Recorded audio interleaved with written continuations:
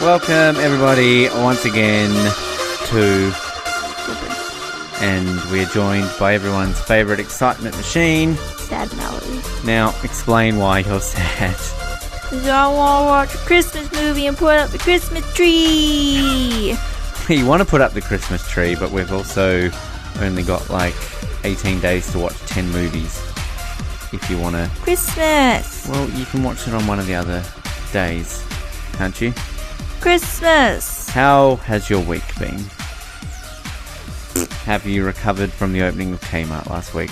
Are you going to actually answer me legitimately, correctly?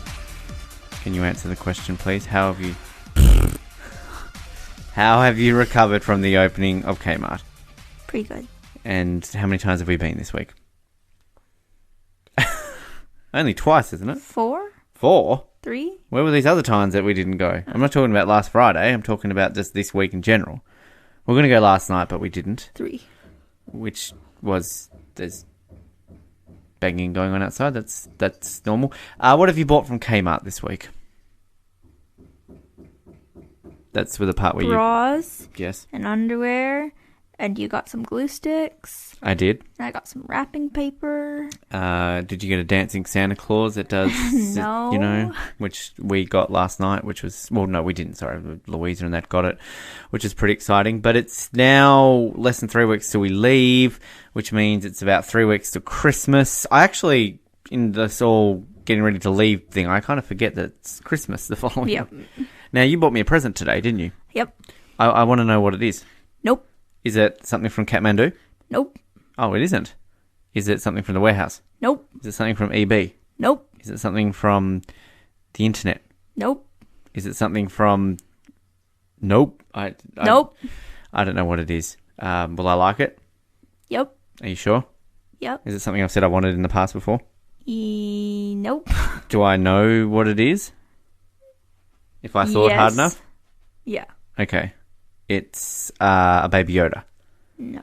No. Did we talk about... I should have looked for Baby Yoda. We talked about Baby Yoda already on the show, didn't we? I feel we talked about it on the Better Mal Variety Hour, but yeah, cool. We measured ourselves tonight. You've lost 15 centimetres in 6 months. Good job. Go me. Go you. I've lost 21 centimetres in 6 months. Go you. Thank you.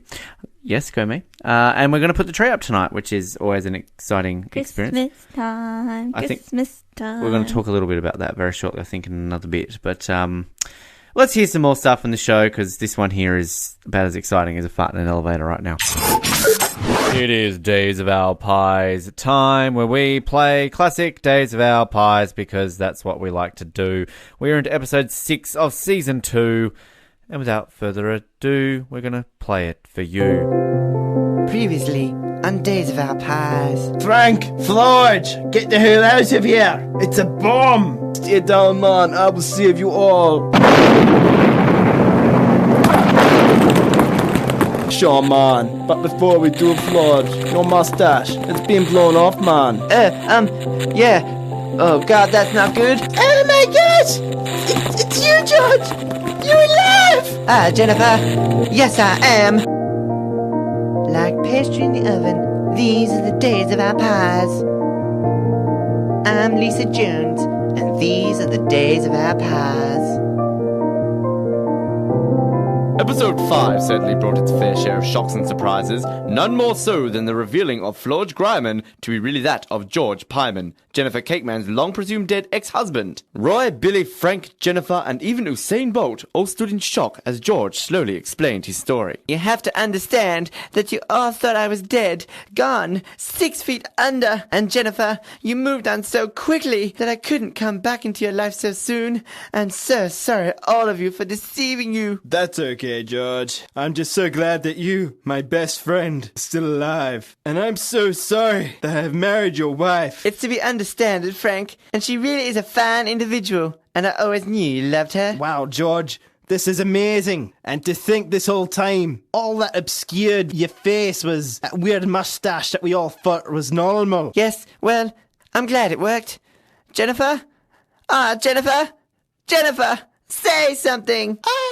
I don't know what to say. I thought you were dead.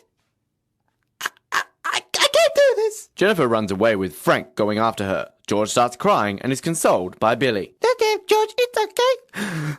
I just didn't want to upset her. No, man. It's all good. Just get over it, my man, and you'll be fine. Now let's go and get some nuggets to stop the third bomb. George, Billy, Roy and Usain all go to investigate and stop the third bomb, while Duna and Sheetcover return back to their store, where they are surprised to see their daughter Bed still not home. Oh, where is that daughter of ours? We told her to be home and not to be too late. Well, what do you expect, honey? She wasn't exactly that thrilled to be moving here. I think we need to just give her some time to get used to living here. I know, but it's still no excuse for being late. I think we should just go looking for her. Let's just leave her be, my dear. Let's just leave her be. As Duna sings yet again, his daughter Bed is in a park on a bench, waiting to meet someone. Oh my God! Like, where the hell is like the person I meant to like meet? Just then, the person Bed is there to meet shows up. It's Prime Minister Arnold Schwarzenegger's personal secretary, Hugh Jass. Oh my God! I was totally like thinking you weren't like gonna like show up. Many apologies. I had to get away from the situation. The second bomb has gone off. I like totally know. I was like totally the one who like set it off. I had to like run out there like totally fast though. It was like totally amazing. Well, as long as it's done, we just need the other two to go off as planned, and then the Prime Minister will close down this godforsaken town for good. Oh my God! You like totally don't need to remind me like every like 5 like minutes. Does Schwarzenegger like know like this is happening? No, he is totally unaware, and it will remain that way. Right now, we just need to make sure the third bomb goes off without a hitch, without that Bolt guy stopping us. Are your parents suspicious yet? Like totally not yet. They still like totally don't know if I like work for ASIO and drug them to like totally force them into like moving here. They like totally don't like know I like it here and like what I really like think is like die like one of those blasts, and they like totally don't know like that I have to run away with you to like New Zealand. Good, and it will remain that way, my dear. As Hugh and Bed kiss and discuss their despicable plan, Usain, Billy, Roy and George have arrived at the town's hospital, which has been successfully rebuilt after being destroyed by a bomb last season. This is where the next bomb is set to go off, man. Who do you know that? Usain Bolt. And if you do, why can't we just stop it now? I know, man, because I'm so fast and smart, man. I just know. And the JBI is the best place in the world to discover bombs, man. I can't stop it now until I get some more nuggets, man. Well, let's go and get some more then. All 4 of them go to get some nuggets, just as Hugh and Bed arrive nearby. Okay, Bed, this is it. Prepare to make the hospital rubble. I need to get back to the Prime Minister. Oh my God! Like I totally know. Get like out of here now. Hugh drives back to the Prime Minister as Bed gets out of the car with a bag of fertilizer and puts on her pink hoodie and goes towards the hospital. Meanwhile, Jennifer and Frank have reconciled and are sitting on a bench outside the hospital. Oh, Frank, thank you for making me feel better. I think I need to go find George and talk things over with him. That's a good idea, Jennifer. I can see them over there at that nugget shop. Just as Frank and Jennifer go to get up, the sound of glass breaking is heard, and Bed Cover runs from the hospital with her face covered up by her pink hoodie, to which Frank notices her. Oh my gosh, that's the same girl from the gym. I must go after her. Frank starts to run after Bed, leaving Jennifer by herself. George, meanwhile, notices her standing outside and leaves the nugget shop. Ah, Jennifer, there you are. We must talk. The hospital explodes in a massive fireball, engulfing everything nearby and sending debris crashing into the nugget shop and knocking everyone over. Oh my God! Jennifer! Oh, Jennifer, no! Has Jennifer survived yet another hospital bombing? Will Frank catch bedsheet and stop the final bombing? Will Prime Minister Arnold Schwarzenegger suspect that Hugh Jass is bad? And can the sheets save their daughter? Find out next week on Days of Our Pie. I don't know why I get overly dramatic at the end of it. Always exciting times. We've only got one more of them to play for 2019, so that will be happening next week. Get yourself a little bit excited about that. Earlier on I said I want to talk about Christmas trees putting up. One thing I wanted to talk to you about, Black Friday. Now, this is a big deal in the States, the day after Thanksgiving. Tell me, is Black Friday a thing in Canada? Yes. What are your experiences with Black Friday? Like, what do they generally do in Canada? I don't know if I've ever shopped on a Black Friday. Really? Yep. Is it a common thing for people to cross the border and go down to the States and Black Friday and shop? Not that I know. Do you find it weird that over here is like it's a big deal, like Black Friday? I find it weird that it's Black Friday weekend. I find it weird because Black Friday has a purpose, I feel, in America, because Thanksgiving's obviously thanks for that, a very big, she's letting rip, it's great. Black Friday is the day after Thanksgiving, and Thanksgiving is obviously a very big deal, and then you've kind of then got, 4 weeks basically from Thanksgiving to Christmas. So I get it, because that's the start of shopping season, let's get to it. But, as a North American, I'm sure that in Canada you have a lot of things that America does, and you follow suit a lot of the time in America. But do you find it weird that on this side of the world, where it seems that, and I feel it's more of a New Zealand thing than an Australian thing. Black Friday was not a thing in Australia, so why do you think people on this side of the world tend to copy and kind of just do it because it's just there? Or? Because you want to be Americanized. But why though? What do you think it is about it? Sales are good for business. Yeah, but you can have a sale at any point. You don't need to just jump on a trend in America. As I said, there's a reason. So you're really giving me some good input here, aren't you? Yes, fantastic. Christmas trees, putting up. Tell me some good stories about when you were a kid putting up your Christmas tree. I was telling you the other day about making popcorn garlands, and you were making fun of me. Well, explain to us what this is and why you do it. So you pop the popcorn, and then you sit on this couch, and you sew it together until it just makes a garland, and then you put it on the Christmas tree, and it's pretty. But why? Why popcorn? I don't know. But surely this has a meaning behind it, or? Okay, I really so you don't know. just do this because of reasons, or what other fun stories do you have around putting up a Christmas tree? Was this always a big deal? When did you generally do it? Now? Well, was it the first of the month, or whenever we were all free. Okay. How's your day been? Good? Any other answers you want to give me? I'm learning about pop. It's like extracting blood from a stone here, Missy. I'm trying to get some content here for the episode, and you're just drawing blanks for me. When Christmas trees first rose to prominence in the U.S., they were often decorated with fruits and other items. For this, a tradition of stringing popcorn and cranberries into a garland that wrapped around the tree was born. These trees were called paradise trees in reference to where Adam and Eve met. Okay, so it's a religious thing. Apparently. I don't know, it was just something we always did. I don't think, it was just something we did. Did you all come together as a family? Did you put on music? Did you make a deal out of it? A deal? Like a big deal? Yeah? Yeah. Did you have, traditions? It was always... Making popcorn garlands and putting it on the fire? If you let me finish the question, did you each have a role? Did somebody put the star on? Was somebody the lights person? Was somebody, No. So we had that. We always fought over who got to put the angel on top. So yours was an angel, not a star. So we always had a star. I've only ever had a star since I've met you. So last Christmas. One Christmas. Yep. Basically. Did you not put a tree up in Adelaide with your family that you were staying with there? I think they had an angel as well. Right. Did you put their tree up with them, or? Yeah. Yeah. And I had my own baby one in my room too. Right. Okay. Cool. And have I asked you previously what you generally do at Christmas? What you used to do growing up? We would have breakfast. Mm. We always had Christmas breakfast at home. Mom would make big breakfast with cinnamon buns, and we'd have this potato hash brown casserole thing. Oh, that was so good. And we had to have breakfast before we were allowed to open our presents, but Jared and I would always try to sneak into the living room to see our presents. Did you have a rule? Could you close the door so you couldn't see them? Because we had sliding doors in ours. We didn't have doors into our living room. See, Mum and that used to make it that we had these sliding doors, and then we were told that if we opened the doors early before everyone was ready, they would all disappear because Santa would come and take them away. That's awful. That's what would happen. And then would you have a dinner or a lunch, or would you go to somebody's family's house? Or? Normally dinner was at Emma and Papa's, but then when my mom's parents moved closer, we would alternate years where we went for Christmas. So one year we'd stay in Victoria, and the next year we'd go to Kelowna. And what was, in your opinion, better?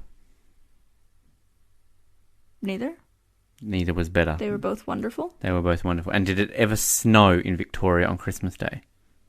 Did you ever have a white Christmas? I'm sure we had a white Christmas at least once. At least once? I don't know. Is that the ultimate thing though for... No. Why not? That's what it should be, right? No? I guess. Like, but like Christmas is always like dark and like Christmassy. Like it feels like Christmas, whereas here, like because it's light out for so long, I'm like it doesn't feel like Christmas. Like it's not cold, it's not dark, it's not Christmas time. But this is where I've only ever experienced one Christmas outside of Tasmania. That was last year here, and I've never experienced Christmas in the Northern Hemisphere. So to me, next year when I experience a Christmas in your part of the world, it's going to be incredibly weird for me because to me, Christmas is hot. Christmas is summer. That's what Christmas is to an Australian. So that's where I'm going to find it weird next year. And that's why I hope it will snow, because that's what I would want to experience, is a white Christmas. So then when you actually listen to that song, it's got a legitimate meaning, right? Yes. Can you sing me the song? No. Can you sing me the hippopotamus song? No. You usually want to sing the hippopotamus song. I want a hippopotamus for Christmas. I appreciate that you know it well enough to sing it now. Only a hippopotamus running over grandma will do. Isn't that what it is? No. Okay. How Vancouver doing? Better than you. That is true. Are you excited for that prospect?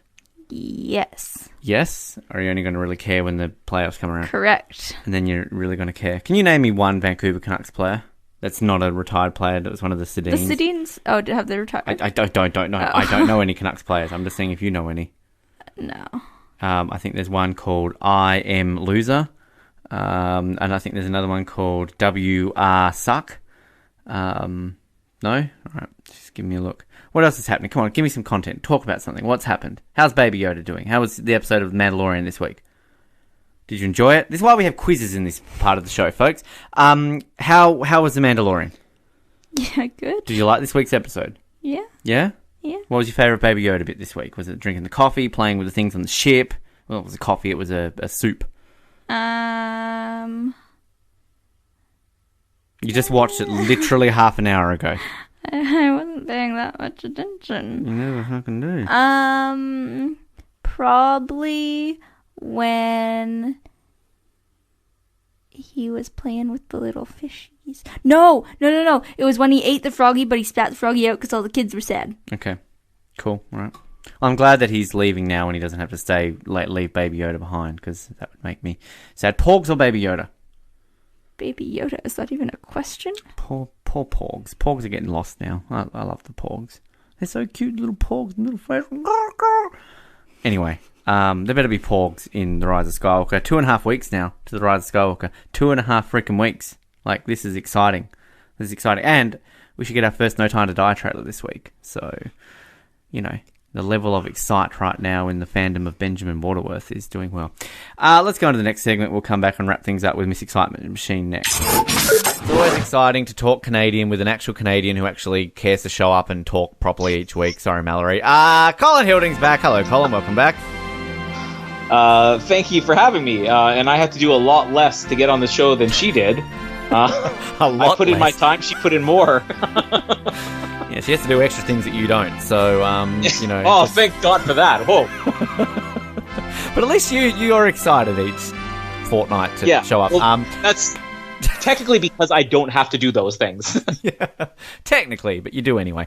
It's an exciting week for Winnipeg because long-term listeners might remember back about a year ago, maybe more so viewers from the Brink Unleashed 10, I think it was, that we visited the home of the mighty Winnipeg Blue Bombers and went to an open day and had some fun there. And, of course, they compete in Canada's CFL, the Canadian Football League, which is similar to the NFL, but it's Canadian football versus American football. Slight differences. Anyway, you have the big Grey Cup, which is Canada's Super Bowl.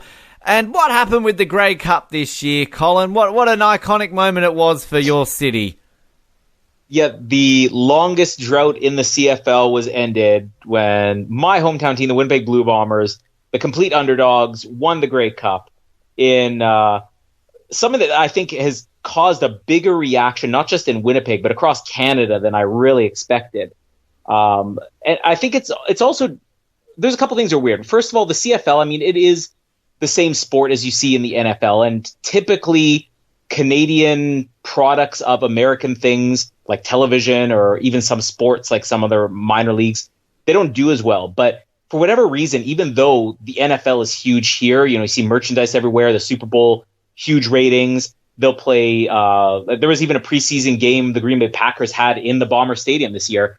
The CFL's always been like a huge draw here. Like they'll fill, 30, 40,000 seats per games for only 9 teams playing. It's not a huge league, but it's just 9 teams.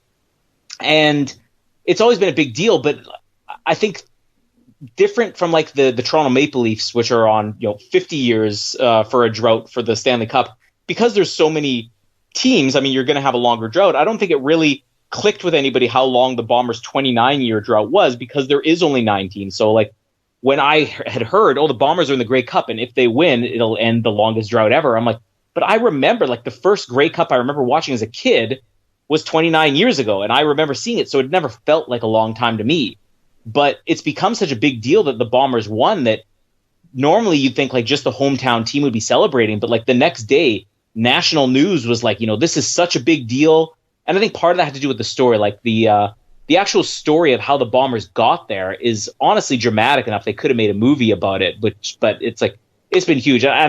You knew about this. I don't know if Mallory follows it or just popped up on the newsfeed, but like, how did you find out about the Grey Cup? Because you messaged me, I think that same night. Yeah, well, I basically, because I think I followed the Blue Bombers on social media after we went to that open day, and I think the only teams I follow were the Stampeders and the Blue Bombers.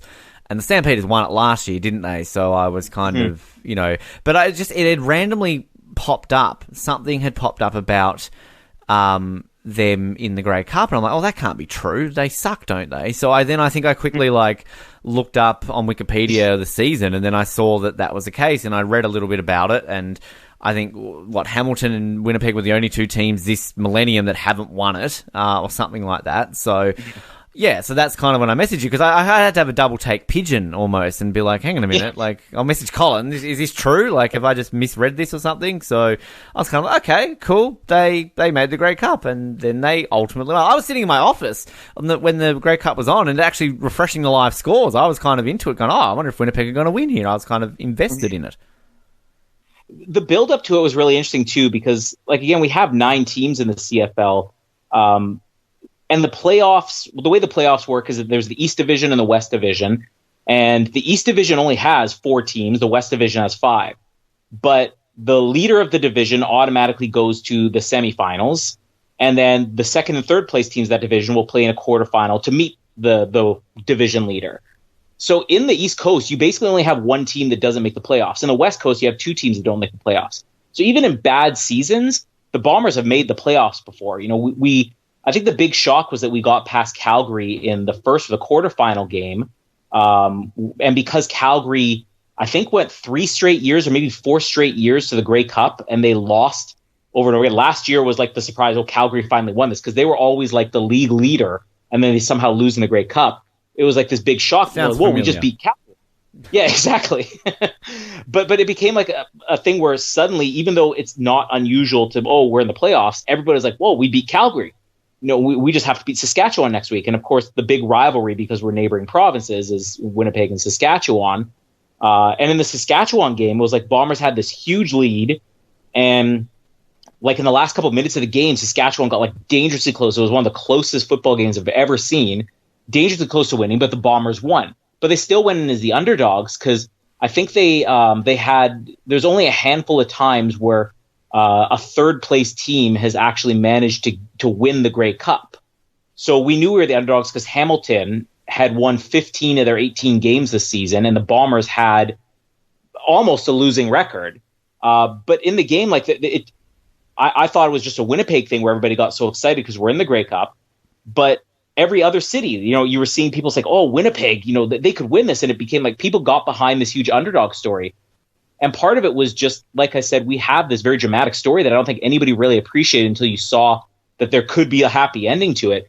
The way our season started is I think we had like 5 wins in a row. Like we went 5-0 with our big star quarterback. And then our star quarterback was out with an injury. The backup quarterback we had last year played his first game, and he became the first player to ever come out of college, or at least within 50 years, the first CFL player to literally be playing his first pro game and be a starting quarterback. But then he started sucking. So we went from the undefeated team for the first third of the season to losing something like 5 games in a row after that. But it was this huge losing streak with our backup quarterback, who's very young, only like 24 years old. And then he got taken out with an injury. And we had our third string quarterback that they actually had traded. So with 1 game left in the season, the trade deadline, Winnipeg made a trade for this new quarterback. I can't remember his name right now. I should, but I can't. And Roger. This guy his name's Roger. Thank you. But this guy had been bounced around for 3 teams this year and not played 1 game. So I think he started the season with Hamilton or something like that, or he had played for Hamilton in the past. He was then on Saskatchewan or something like that, and then was traded to the Bombers with 1 game left in the year.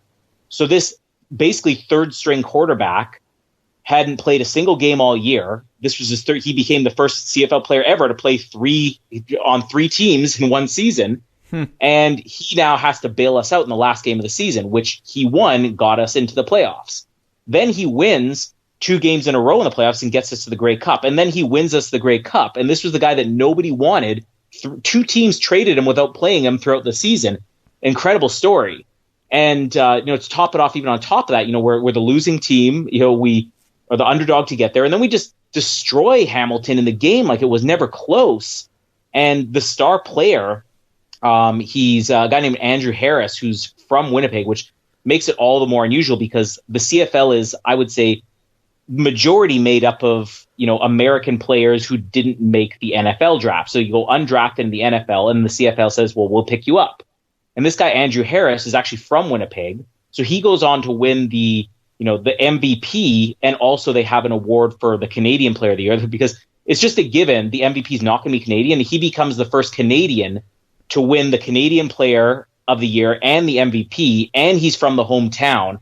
And He gave this incredible interview, and it's just literally it just became like this could not have played out better. It's like watching Miracle or Cool Runnings or something like that. I have to ask quickly before I ask about the reception of it. I did love you shared your screenshot of a conversation you had with Jamie, where Jamie's like, "Oh, can we have a Grey Cup party?" And you was like, "No." Did you end up having something? Well, yeah, she sent me a text message. I'll just set up. She sent me a text message at work, like the Monday after we won the semifinal game, so we know we're going to the Grey Cup. And her message was like, "Can we please have a Grey Cup party at our house, like with everything?" And I literally was at work, and I just responded no. Because I'm thinking, I don't want people coming over the house. And then she's like, "No, I don't mean with people or anything. I mean just with us." And it's like we could have food and snacks. Basically, I just want an excuse to have a bunch of food. And I didn't say yes or no to that. On the Sunday during the game, she literally just started making all this food and had all these snacks and everything. It's like, "Oh, this is our Grey Cup party." I'm like, "Oh, interesting. You got the Grey Cup party together for 2 people."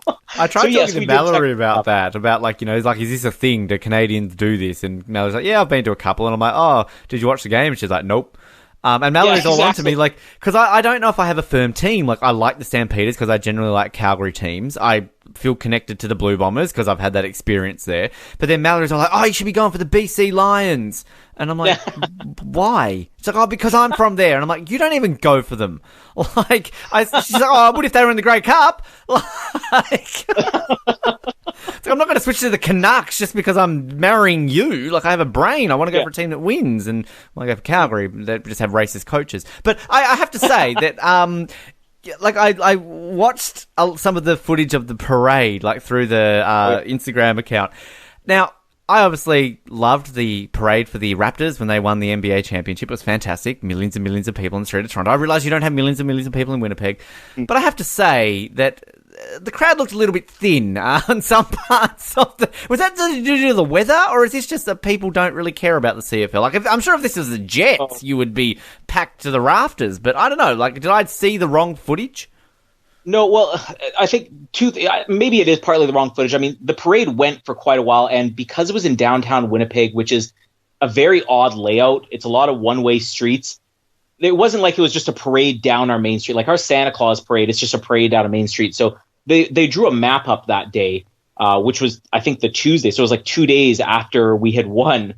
So it wasn't like there was a lot of planning in it and everything. And it was like, okay, you're going to go here, you're going to turn left for 2 blocks, and you're going to turn right. and then you're going to go straight, and then you're going to go back the way you came. Like, it was all over the place. So, I mean, there were a lot of people there, but the routes that were closed down were sort of all over the place. So I don't think you had anybody in one spot or another, but the big crowd was actually at the Forks, which is, kind of at the end of our downtown district, which is like a big marketplace and park and everything. Been there. It's like our Central Park. We have, yeah. And that's where they ended it. So they sort of started it downtown, and the parade ended there, and that's where the big crowd eventually was. Did you go? They actually continued it. I didn't. I was at work that day, so I couldn't go. But they had jets flying overhead, and there were people at work saying, I'm going to go outside because they timed it was like a 1:30 so I can watch the jets flying overhead. And they had a second thing, which was at our convention center, which was like an indoor celebration with all the players and everything last night. And I'm seeing a lot of people I know who went to that. And it's literally just a giant convention floor. And it's not like you go and you stand there like the one that we went to, which was at the stadium, their celebration family fun day or whatever. They had the players behind a table signing autographs. This is literally just like, you're there and there's players and you walk up to one and they're, eating something, they're having a drink and you're just like, hey, how's it going? So I know a lot of people who went to that one who are posting pictures now, but it's become like a week-long celebration. And I think the thing that's most impressive about this is we are a very cheap city. I mean, I would put the cheapness of Winnipeg up there with any other city in the world. And anytime like when the Jets would have their big parties downtown, Jets fans would be excited about it, but then everybody else would be like, well, this is such a waste of taxpayers' money. They held this parade without actually knowing where the money was coming from. The Bombers said, we're doing this no matter what. And then as it was happening, the city said, we're going to pitch in a third of the cost, and we would encourage the province to pitch in a third of the cost. And the province says, yeah, we think this is a good idea. So we'll cover it.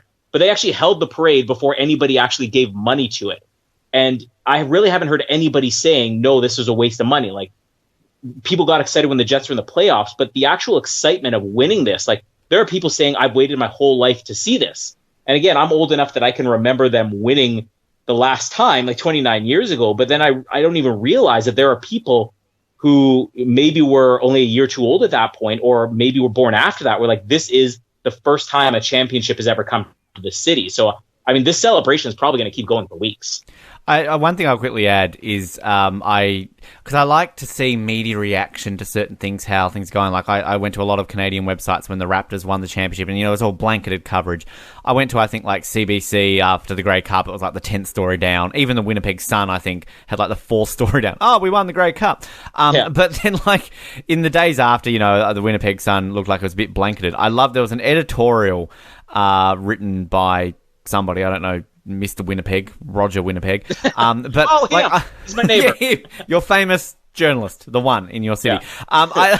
I just loved this negative almost take, like the way he worded it. He basically is like, Winnipeg was overdue. The Blue Bombers were too, but bringing this home to Winnipeg means so much for players. And then he goes on to say, Winnipeg was under siege. Murders were on track to outpace the city's worst year in 2011 when there were 41 homicides. And then it's like, violence in Winnipeg seemed out of control. There were thought to be petty crimes turning into major incidents. Shoplifting turned into swarming thefts at liquor stores. Sometimes those turned ugly, as did recently when a liquor store employee was attacked during a robbery and injured badly enough to be hospitalized. Like, it's like, guess what, Winnipeg? We're a hellhole, but we just won the Grey Cup. Yeah, no, and that's a real thing. Like, the liquor store robberies, that's been the big story, for weeks, because that one incident was like, I think like the 6th or 7th time it's happened. It's just, nobody knows, is this like people who are coordinating this, where they're just going in and robbing liquor stores? But it's gotten to the point where we got to add security guards, and now they're like, well, we got to have a secure entrance where people are searched before they come in here. But that sort of, it peaked with the one where there was a video of the cashier behind the counter getting punched in the face, and beaten up by this guy.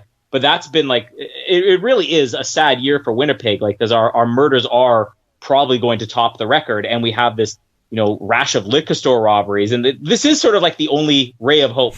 And like, even last night, there's, Black Friday has only recently sort of become a thing, in Canada, just as a way to compete, because everybody was just leaving and driving to the States to buy stuff.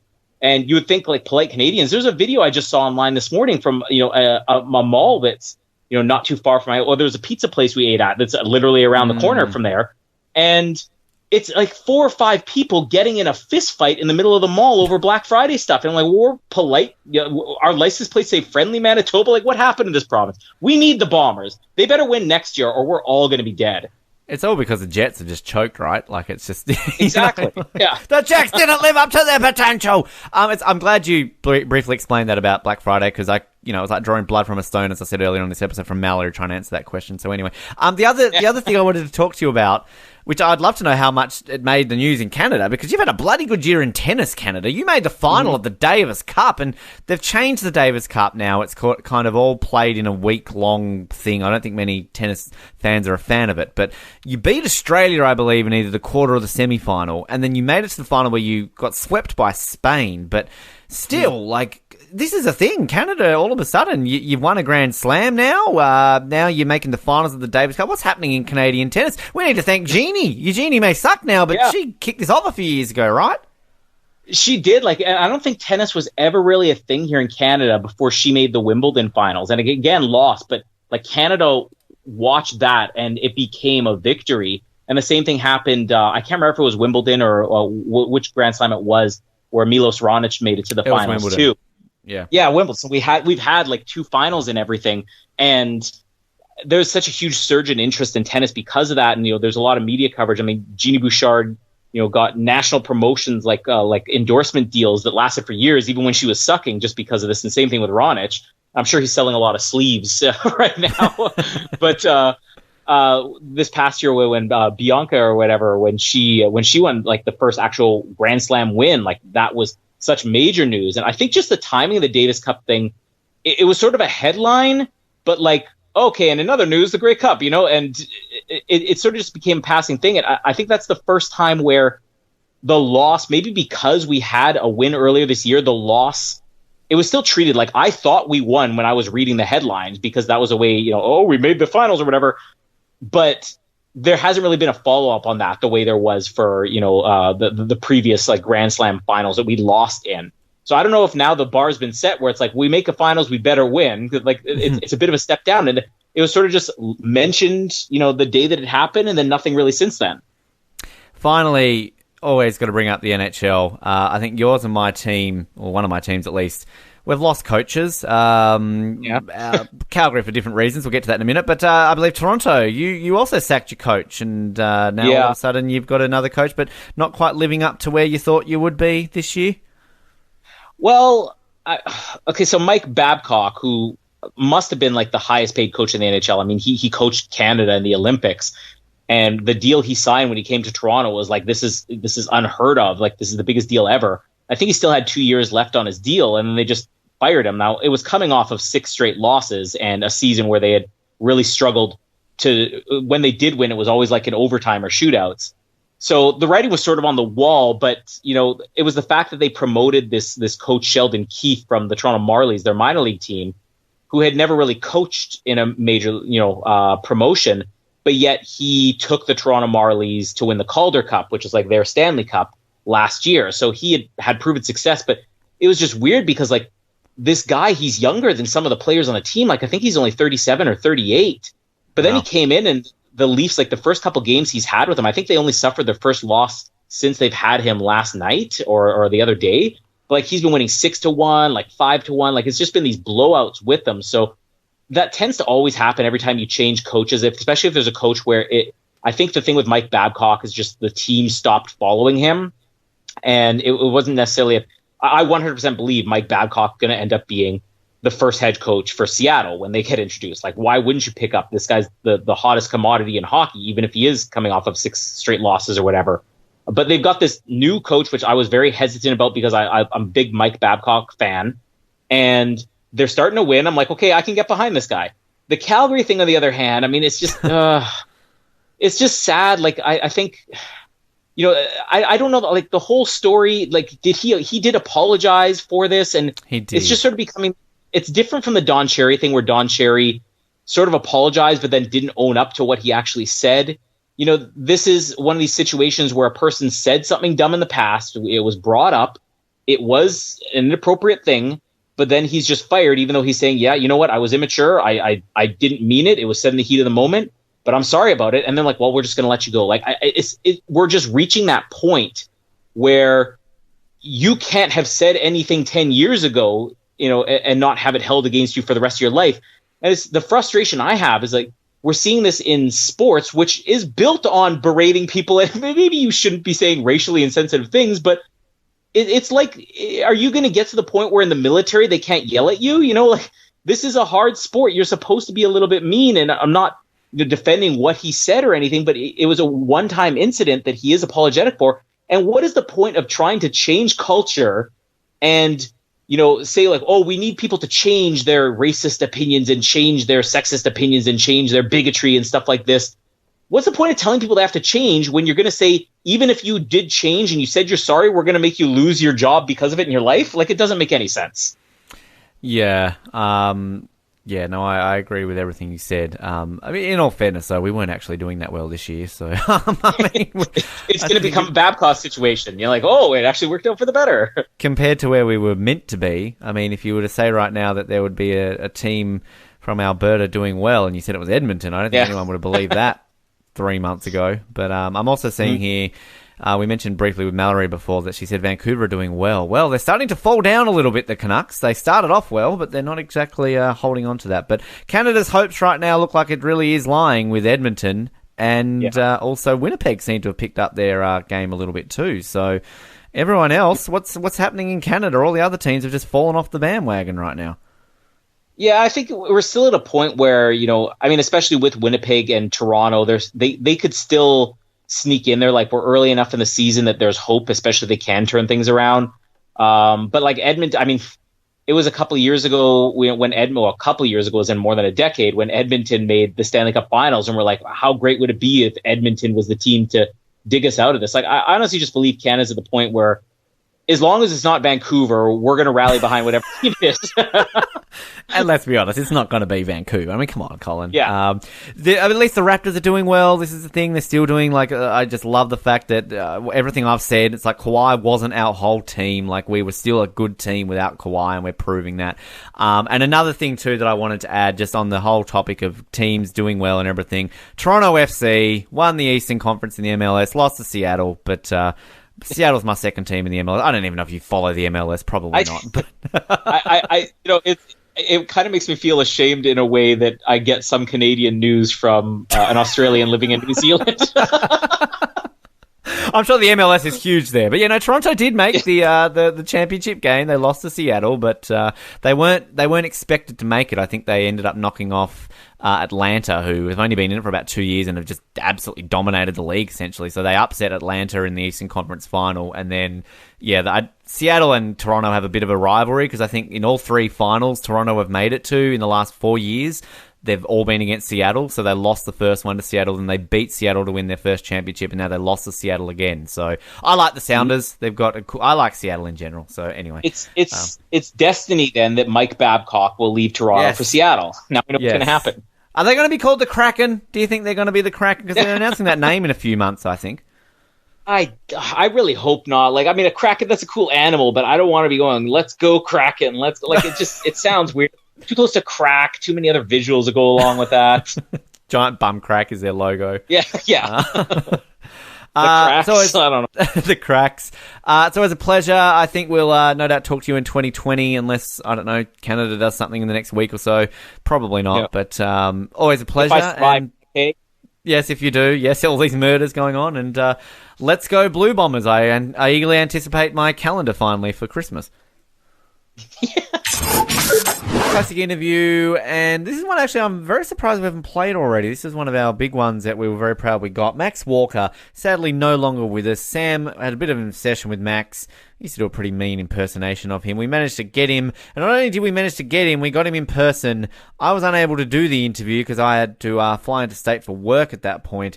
So I believe this was Josh and Sam. Got the day with Max Walker himself, hung out with him, and interviewed him. Let's hear a bit of that now. It is the Brink on Edge Radio 99.3, and joining us is a very, very special guest.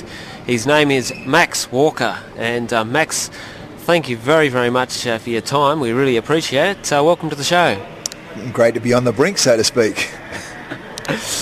Indeed it is. And Well, Max, I guess we might as well start from the beginning. You were born and raised in Tasmania, but eventually moved to Victoria to pursue your VFL, as it was then, football career. Do you still consider yourself to be a Tasmanian? And if so, is it important to you to be a Tasmanian?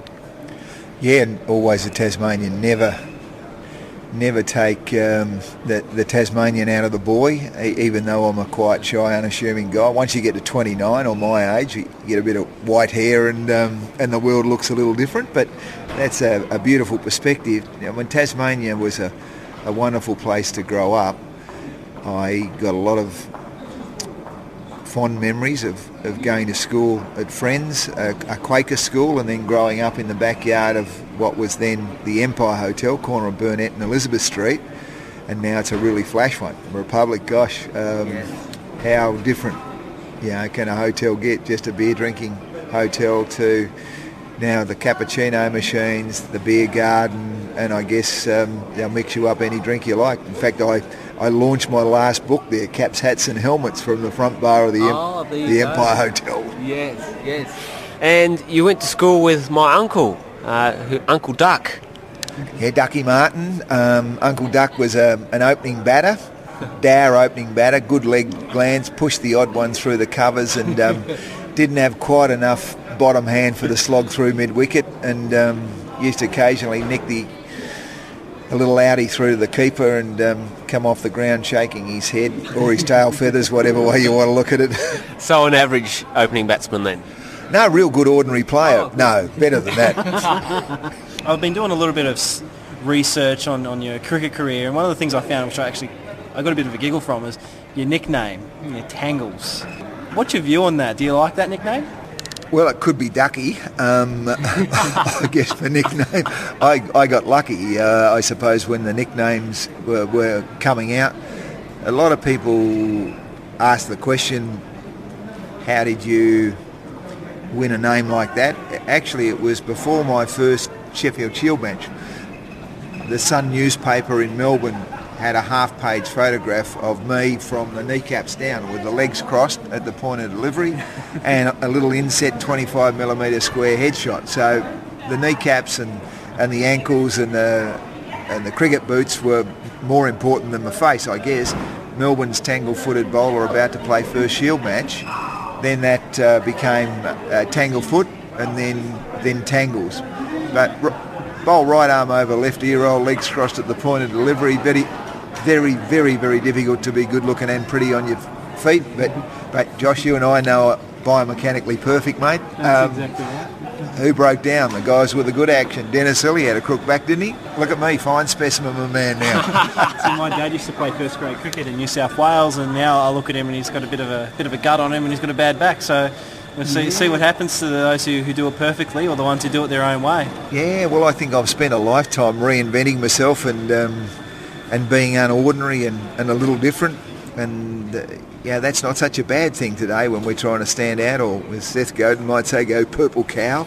But to me, you've got to look after yourself. Fitness has been a really big part of my life, and when you do it for probably 20 years straight at an elite level, then you can think, well, it's all over, or you get yourself into a job that you sit down all day. And gosh, I found myself on the back of that, sitting down chewing microphones like you guys here now for nearly 20 years. When you add the ABC cricket commentary and the Wide World of Sports and the Channel 9 cricket commentary, it's a long time. So you've got to change the approach to life a bit. Yeah, that's right. So what do you do? Like, obviously, if you're sitting behind a desk, as you said, chewing a microphone, what would be some of the things you would recommend for people who are desk workers to get out there and be fit? Like, what do you do for yourself? I do love a black coffee, strong black coffee. That'll fire me up in the morning. So, I've become almost religious in my pursuit of a good black coffee. So I'll walk 3 or 4 Ks. I like to dump the neck-top computer, that 3.5 pound blob stuck between our ears. I like to put that on the page, so I'll go 3 or 4 Ks out, find the coffee shop, get my felt pens out, maybe my iPad, and I'll spend an hour there just thinking about ideas and words and images, how I might be able to flight it into cyberspace through all sorts of things, and then I'll walk back. So I get my walk 5 or 6 Ks most mornings if I'm not chasing an aeroplane like today, and I'll be able to get my head clear, do that 5 or 6 times a week, and you're actually in reasonable shape. I'm not in Olympian form at the moment, but maybe closer to 2020. Yes. Now, speaking of ideas, Max, you studied architecture early on, and I also studied architecture. And I know that you still have an interest in architecture. Are there any particular architects or buildings that you're particularly fond of? I love all architecture. I was good at building cubby houses in the backyard, as a kid growing up, and my kids wanted a tree house, and so you give them a tree house, don't you, with the rubber tyres and everything there. But I think at 13 I designed Maxie's Motel. Was pretty boxy. The old man made me a T-square and a drawing board made out of western red cedar, and so I fell in love with a blank sheet of paper and a love affair with pencil and coloured pen and paint. Then I went to RMIT and studied for 6 years and practiced for another 10. But you asked me which are my favourites. The Opera House is still a real standout. The Gaudi church in Barcelona is pretty spectacular. Yes. I love the Guggenheim, in Spain. That's a great museum. Yes. And then some of the stuff lucky enough to go to China with the Melbourne Footy Club in the last 3 or 4 years a couple of times, and what they did in Beijing for the Olympics. There's some bizarre buildings up there, but very stimulating and exciting. And Shanghai, I think half the world's cranes were in action, in the last 2 years there. So much building going on, and today's materials much more lightweight than you look at medieval ages and it was bluestone or sandstone. That block just built one after another and a big stained glass window, but now just massive, lightweight, glass, and you look at soaring pieces of timber that you can shape, and the CAD machines. We made a mistake. Razor blade, rub it out, and burnish it with a rubber. So architecture being one of the things that you would say you love, I'm assuming. You've seen a lot of sports stadiums. Which one architecturally do you love the most? The MCG, because I got 8 for 143 one day there against England. And Bay 13 boys went berserk. I mean, this is humanity we're talking about here. You could get any drink you wanted at Bay 13.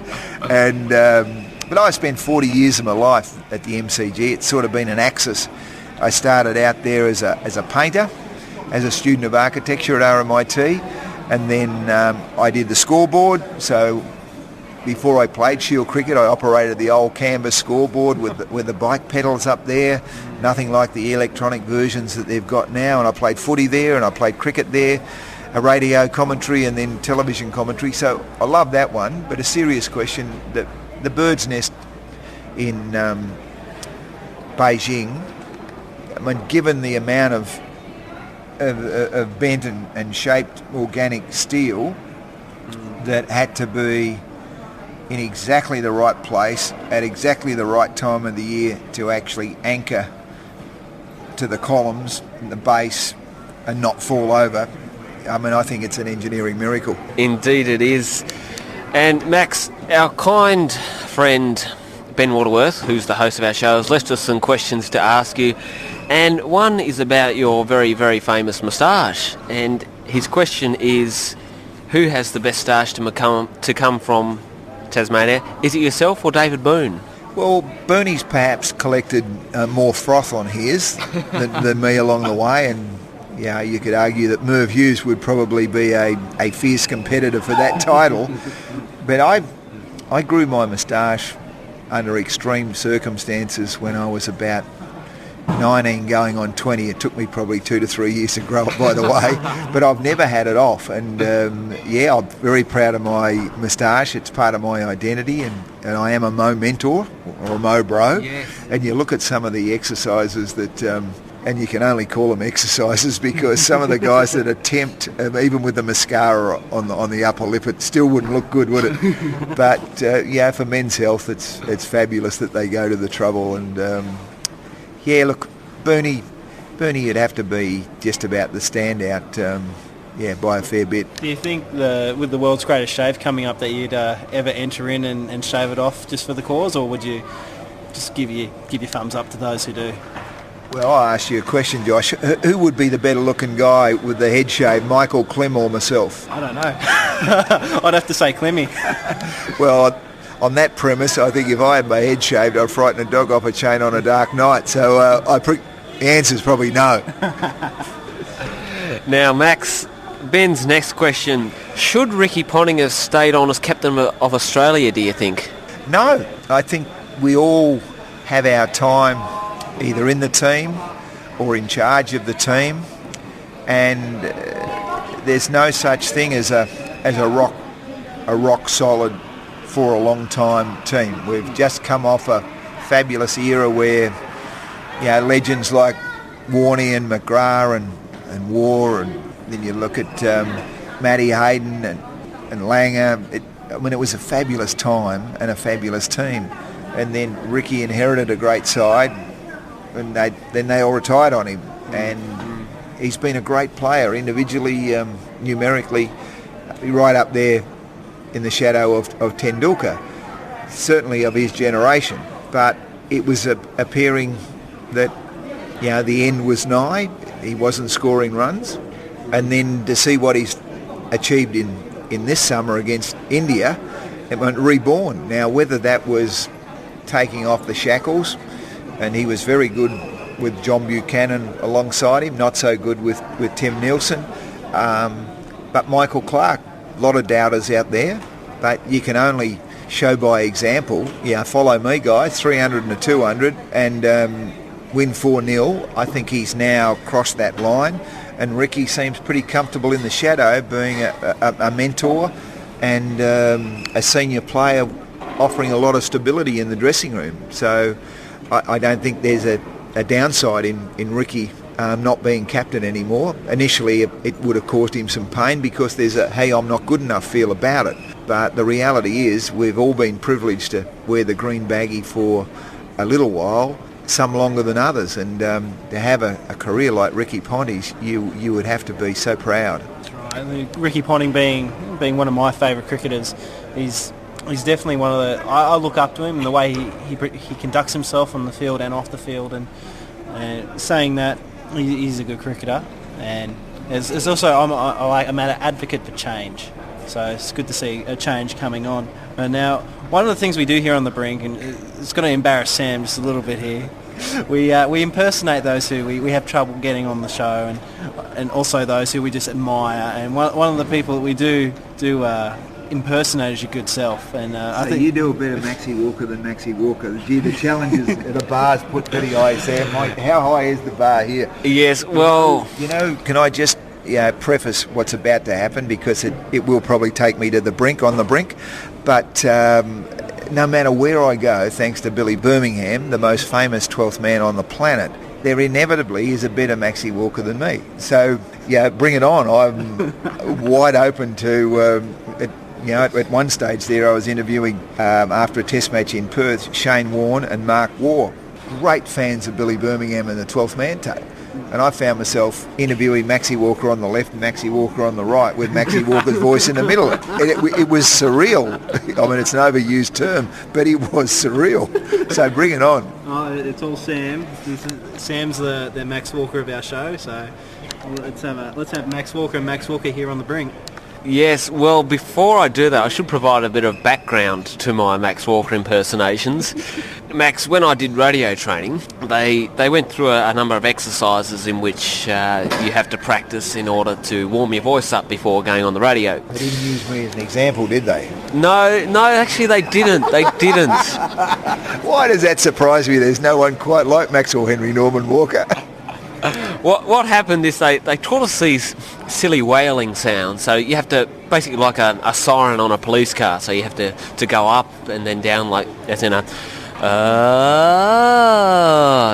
type of sound in order I to... missed that calling. Yes, in order to clear your throat and warm your voice up so that you sound really good on the radio. One morning on the way to the radio station in the car, I was practicing this, and it started going into a sort of a yes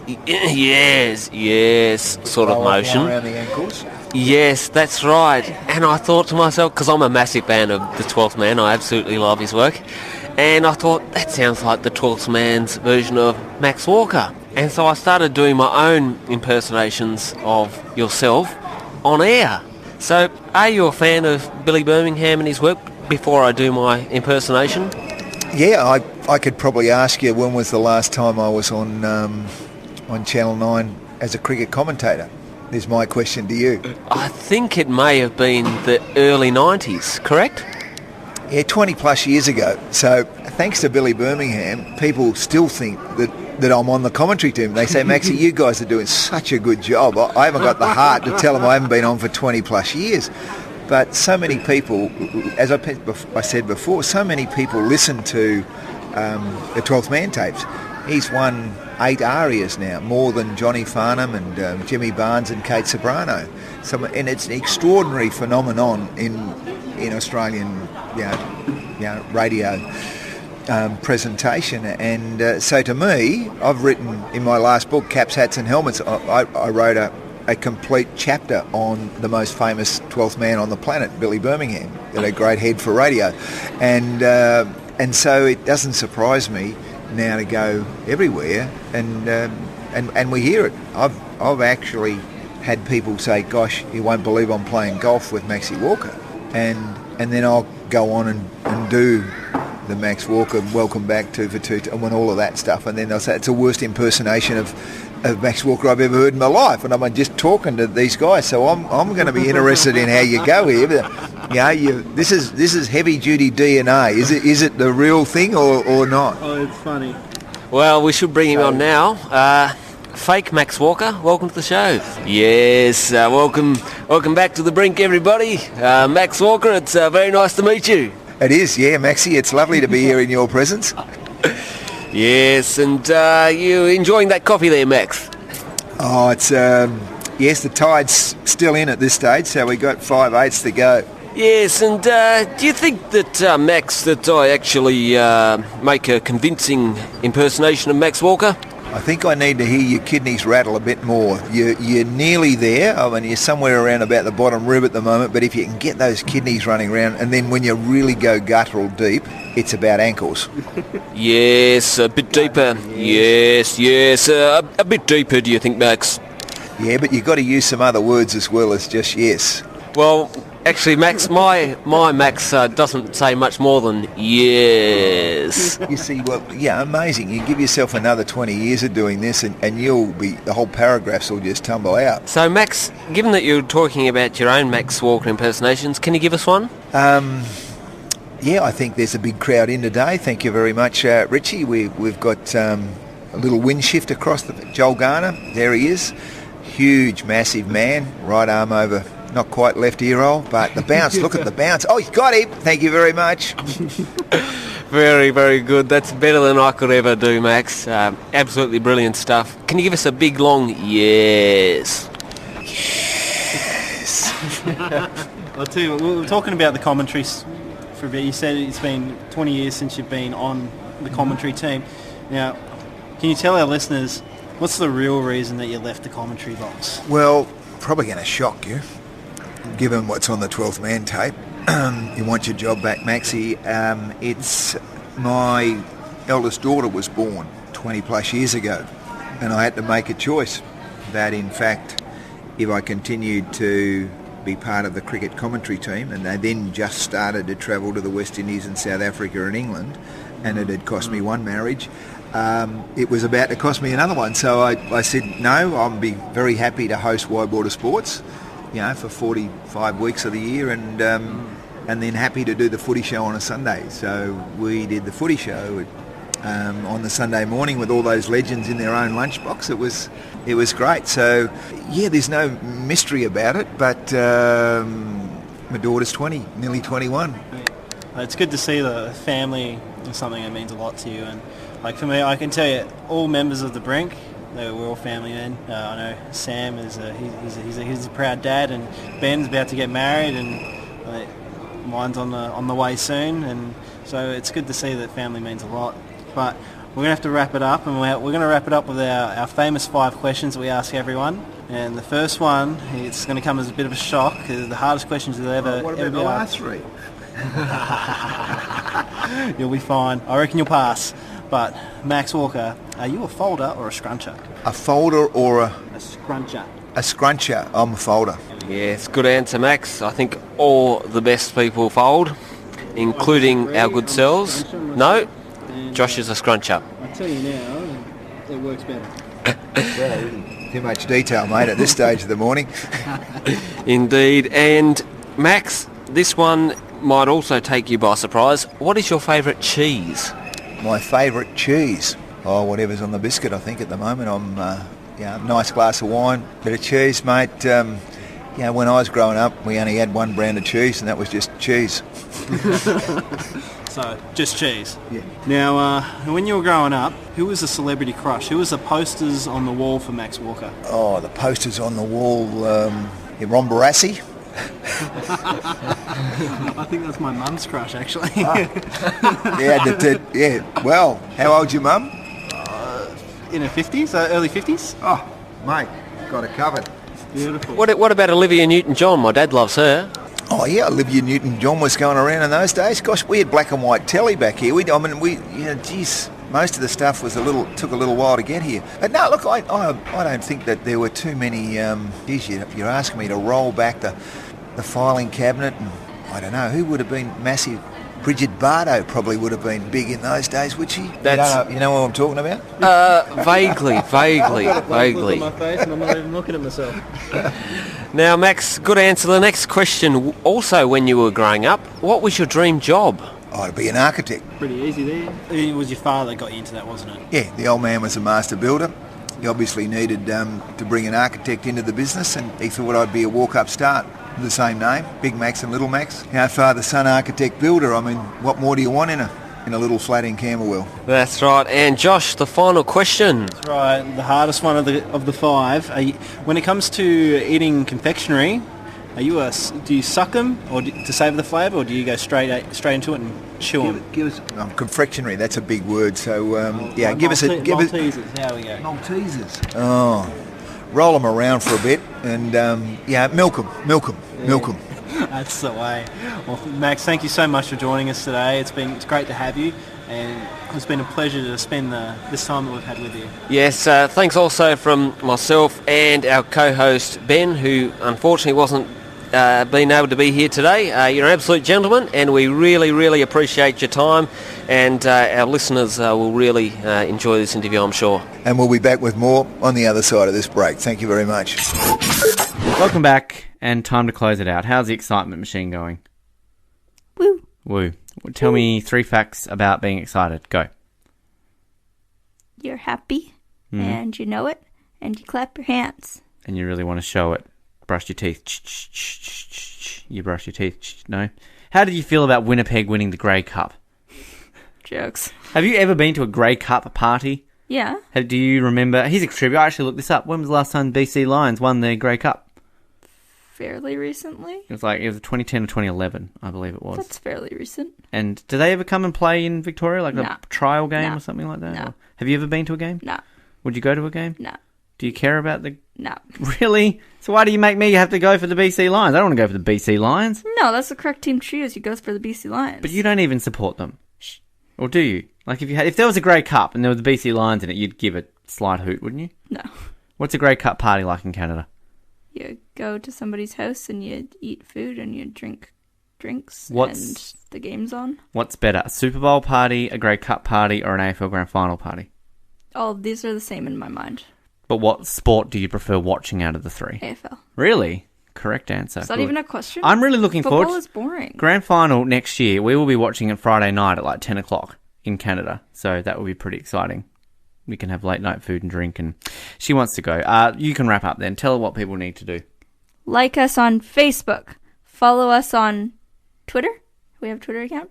And subscribe on all of the relevant channels. And we only have one more full episode, normal episode to go before we wrap it up in the end of the year with some best of. So we're looking forward to that. Do everything that Mallory said. And we will speak to you next week, hopefully with a happier little Vegemite here. Happy little Vegemite, as bright as bright can be. We all envoy. We all envoy. Our Vegemite for breakfast, lunch, and tea. Our mamas say we're growing strong with every single bite because we love our Vegemite. We all enjoy our Vegemite. Puts a rose in every cheese. We wish you all a lovely week. Happy December. And until next week, please do keep sucking those oranges. Hoba Cargill and... Good night. Night.